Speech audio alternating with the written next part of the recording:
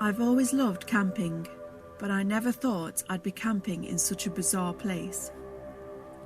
It all started when we decided to go on a camping trip in the woods of rural West Virginia.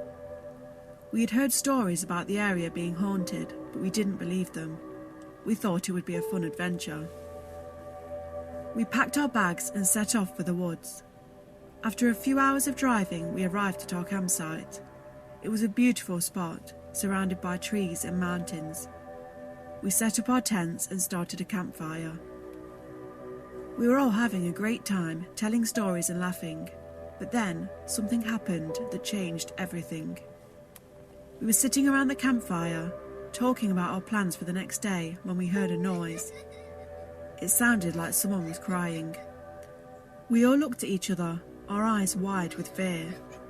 We listened again, and the crying sound came again. It was coming from the woods. We didn't know what to do.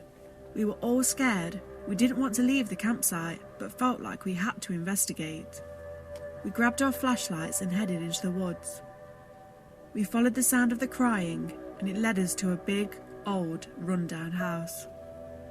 The house was dark and creepy. We could see the shadows of trees moving in the windows. We hesitated, but we knew we had to go inside. We slowly opened the door and stepped inside. The house was dusty and cobwebbed. It smelt like mildew. We could hear the crying coming from upstairs. We crept up the stairs, our hearts pounding in our chests. We reached the top of the stairs and saw a door. It was a big, bright red door, and the crying was coming from behind it. We slowly opened the door and saw a little girl sitting on the floor. She was crying and her clothes were torn. "What's wrong?" we asked nervously. The little girl looked up at us, her eyes wide with fear. "They're coming," she said. "They're coming for me. No.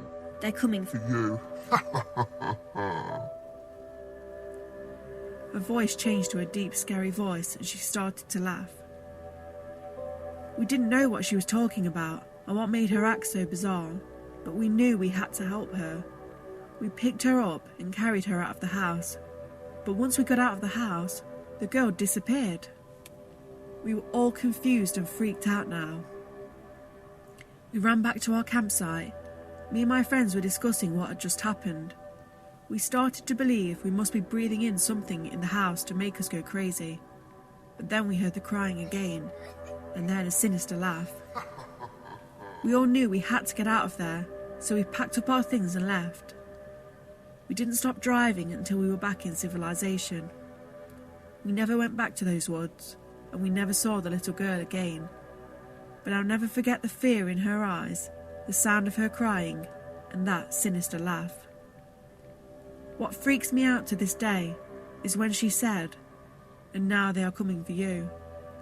I don't know who she meant, but it has made me a very careful person.